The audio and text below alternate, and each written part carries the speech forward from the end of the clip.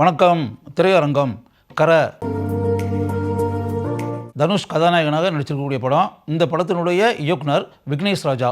இந்த படத்தினுடைய கதை 1990 ஸ்டார்ட் ஆகுது. ஆரம்ப காட்சியிலேயே திருவெரும்பூர், திருச்சி மாவட்டத்தில் கூட திருவெரும்பூரில் இருக்கக்கூடிய ஒரு எம்எல்ஏனுடைய வீட்டில் இரவு நேரத்தில் வீட்டுக்குள்ளே நுழைஞ்சி அங்கே கொள்ளையடிச்சிடுறாரு தனுஷ். அப்படிப்பட்ட சூழ்நிலை வந்தோடனே தனுஷ் கைது செய்யப்பட்டு காவல் நிலையத்துக்கு கொண்டு போகப்படுறாரு. அங்கு டிஎஸ்பியாக பணியாற்றி கொண்டிருப்பவர் சூரஜ் வெஞ்ஞாரமூடு. அவருடைய கதாபாத்திரத்தின் பேர் டிஎஸ்பி பரதன் ஐஏஎஸ். தனுஷ் அவரை தாக்கிட்டு அந்த காவல் நிலையத்தில் எஸ்கேப் ஆகி வெளியே வந்துடுறாரு. அதற்கு பிறகு தனுஷுடைய மனைவி செல்லி அப்படின்ற கதாபாத்திரம் மமிதா பைஜு, இவங்க ரெண்டு பேரும் ஆந்திராவில் இருக்கக்கூடிய ரேணுகுண்டா அங்கே ஒரு ஹோட்டலில் பணியாட்களாக ஒர்க்கர்ஸாக அங்கே பணியாற்றிக்கிட்டு இருக்காங்க. அந்த செல்லி தனுஷனுடைய மனைவி சொல்கிறாங்க, நம்ம இப்படியே கஷ்டப்பட்டுக்கிட்டு இருக்கக்கூடாது, ஏன் நம்மளே ஒரு ஹோட்டல் ஆரம்பித்தா என்ன அப்படின்னு சொல்ல போனால் பேங்க்கில் லோனுக்கு இதுக்கெல்லாம் ட்ரை பண்ணுறாங்க.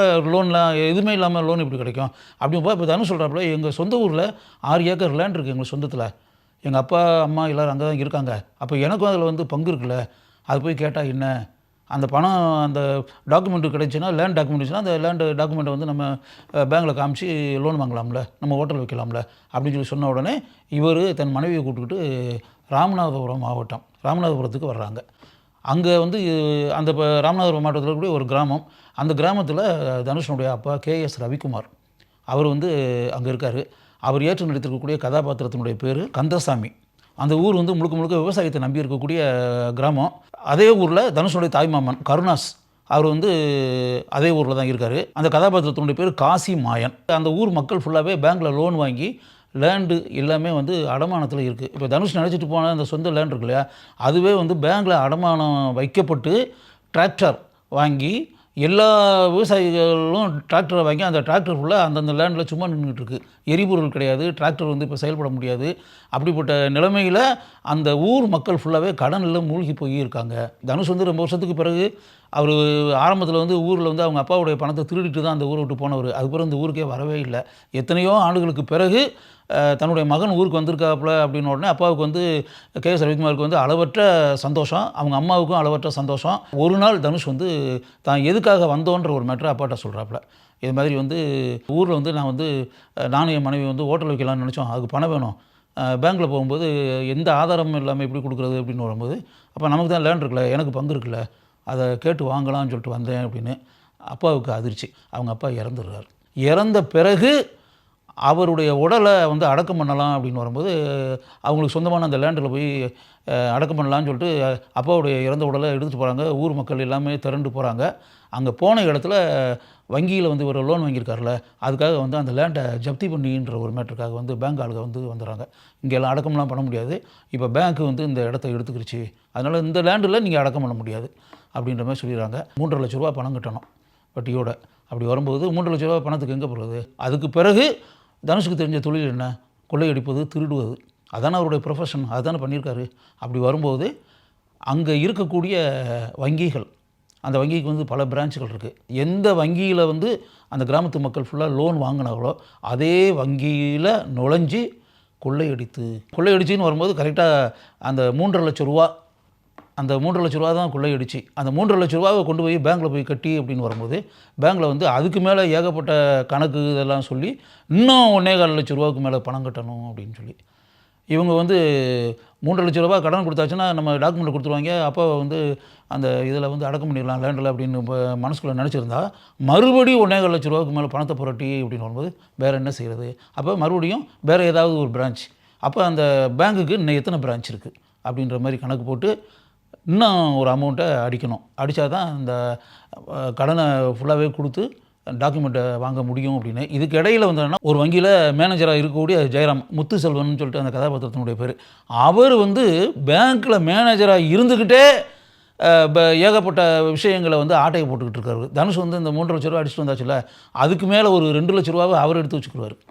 5.5 லட்ச ரூபா கொள்ளையடிச்சிருக்காங்கன்ற மாதிரி ஒரு கணக்கு காமிச்சு இந்த பேட்டர்னில் அவர் பல முள்ள மாதிரித்தனம் திருட்டுத்தனமெல்லாம் பண்ணிக்கிட்டு இருப்பார்.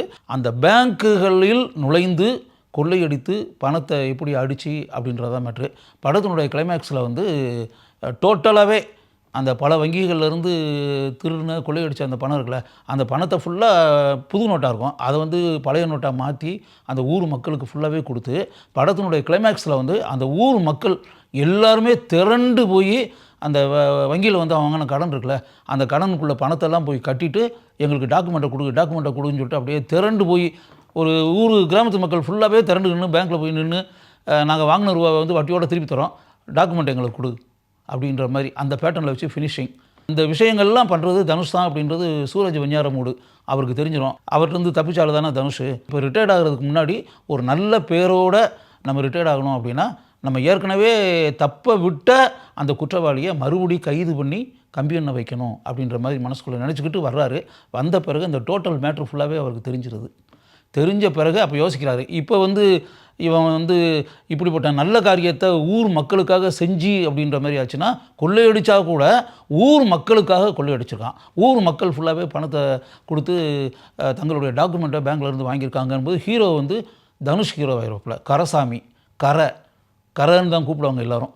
அப்படி பேர் வந்து ஒருத்தனுக்கு கிடைக்கிறதா, பேர் நமக்குள்ளே கிடைக்கணும் அப்படின்னு வரும்போது அந்த விலங்கு மாட்டிடுவார். மாட்டின விலங்கை கழட்டிட்டு நீ தான் பண்ணியிருக்க இருந்தால் கூட அந்த பேங்க் மேனேஜரும் திருடியிருக்கான்ல, அவனும் கொள்ளையடிச்சிருக்கான்ல, அதனால் அந்த கொள்ளையடிச்ச மேட்டர் ஃபுல்லாக அந்த பழைய ஃபுல்லாக அவன் மேலே தூக்கி போட்டுருவான். அவன் மேலே தூக்கி போட்டு அவன் தான் அந்த கொள்ளையெல்லாம் அடித்தது, அவன் தான் இந்த பேங்க்கில் இருக்கக்கூடிய பணத்தெல்லாம் திருடுனது. அந்த ஆளை நான் பிடிக்கிறதுக்காக வந்த இடத்துல நான் ஷூட் பண்ணி அவன் இறந்தாச்சு அப்படின்னு மாதிரி. இப்போ வந்து பத்திரிகையில் வந்து ஃபஸ்ட் பேஜில் என் ஃபோட்டோ வரும். நான் விரும்பினது இதுதானே, அந்த பேர் புகழோடு நான் அந்த வேலையிலேருந்து ரிட்டையர்ட் ஆகிடுறேன், நீ வந்து எந்த விதமான பிரச்சனையும் இல்லாமல் சந்தோஷமாக வாழும் அப்படின்ற மாதிரி சூரஜ் வெஞ்ஞாரமூடு சொல்லுவார். அதோட படம் முடியுது. இதுதான் கரை படத்தினுடைய கதை. ஒரு நல்ல நோக்கத்தை மனசில் வச்சுக்கிட்டு இந்த படத்தினுடைய திரைக்கதை அமைக்கப்பட்டிருக்கிறது. கரசாமி என்ற கதாபாத்திரத்தில் தனுஷ் வந்து படம் முழுக்க இயல்பாக நடிச்சிருக்காரு.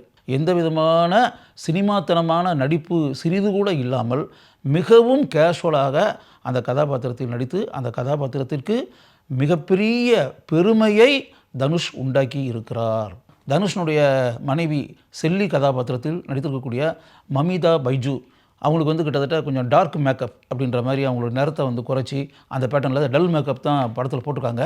ஒரு முற்றிலும் மாறுபட்ட மமிதா பைஜுவை இந்த திரைப்படத்தில் நாம் பார்க்கிறோம். தனுஷனுடைய அப்பா கந்தசாமி கதாபாத்திரத்தில் KS ரவிக்குமார் நடிச்சிருக்காரு. இதுவரை KS ரவிக்குமார் நடித்த படத்திலேயே தி பெஸ்ட் பெர்ஃபார்மன்ஸ். அவருடைய பாடி லாங்குவேஜ், டயலாக் டெலிவரி, அவர் நடிக்கக்கூடிய முறை எல்லாமே எக்ஸ்ட்ரானரி. டிஎஸ்பி பரதன் கதாபாத்திரத்தில் சூரஜ் வெஞ்ஞாரமூடு எக்ஸ்ட்ரானரியாக பண்ணியிருக்காரு. முத்துச்செல்வன் அப்படின்ற அந்த வங்கி நிர்வாகி கதாபாத்திரத்தில் ஜெயராம் நடித்திருக்கிறார். ஜெயராம் வந்து ஒரு நெகட்டிவ் கதாபாத்திரத்தில் நடித்து அப்படின்றபோது அதுவே பார்க்குறதுக்கு ஒரு புது அனுபவம் தானே. தனுஷனுடைய தாய்மாமன் காசிமாயன் கதாபாத்திரத்தில் நடிச்சிருக்கிறது கருணாஸ். படம் ஃபுல்லாகவே வர்றாரு, ரொம்ப இயல்பாக நடிச்சிருக்காரு. Very realistic performance. கொள்ளையடிக்க போகிற இடங்களில் தனுஷுக்கு வலதுகரமாக படத்தில் வர்றது பிருத்திவி பாண்டியராஜன். அவர் வந்து முருகேசன் அப்படின்ற கதாபாத்திரத்தில் வர்றாரு. அதில் வந்து பிருத்திவி ரொம்ப அருமையாக நடிச்சிருக்காரு. ஒரு வயதான கிராமத்து முதியவர் கதாபாத்திரத்தில் MS பாஸ்கர் நடிச்சிருக்காரு.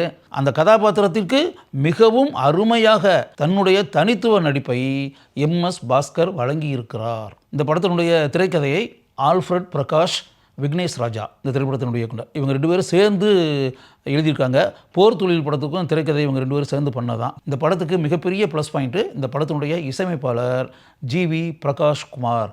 பாடல்களை மிகவும் அருமையாக படத்தினுடைய கதையோடு ஒன்றி இருக்கக்கூடிய அளவிற்கு அமைத்திருக்கிறார். அதே போல பின்னணி இசை மிகவும் அருமை என்று கூறக்கூடிய அளவிற்கு இருக்கிறது. படத்திற்கு ஒளிப்பதிவாளராக பணியாற்றியிருப்பவர் தேனி ஈஸ்வர், மிகச்சிறந்த ஒளிப்பதிவாளர். அவருடைய முழு திறமையையும் இந்த திரைப்படத்தில் நம்மால் பார்த்து ரசித்து பாராட்ட தோன்றுகிறது. ஸ்ரீஜித் சாரங் இவர்தான் இந்த திரைப்படத்தினுடைய பட தொகுப்பாளர். தினேஷ் காசி இவர்தான் இந்த திரைப்படத்தினுடைய சண்டை இயக்குனர். ஒரு மாறுபட்ட கதை கருவை எடுத்து அதை மிகவும் சிறப்பாக இயக்கி இருக்கக்கூடிய விக்னேஷ் ராஜாவை நான் முழு மனதுடன் பாராட்டுகிறேன். தனுஷ் கதாநாயகனாக நடிக்க விக்னேஷ் ராஜா இயக்கி இருக்கும் கர என்ற திரைப்படத்தை ஒரு முறை நீங்கள் கட்டாயம் பார்க்கலாம். உங்களுக்கு நிச்சயம் அந்த திரைப்படம் பிடிக்கும்.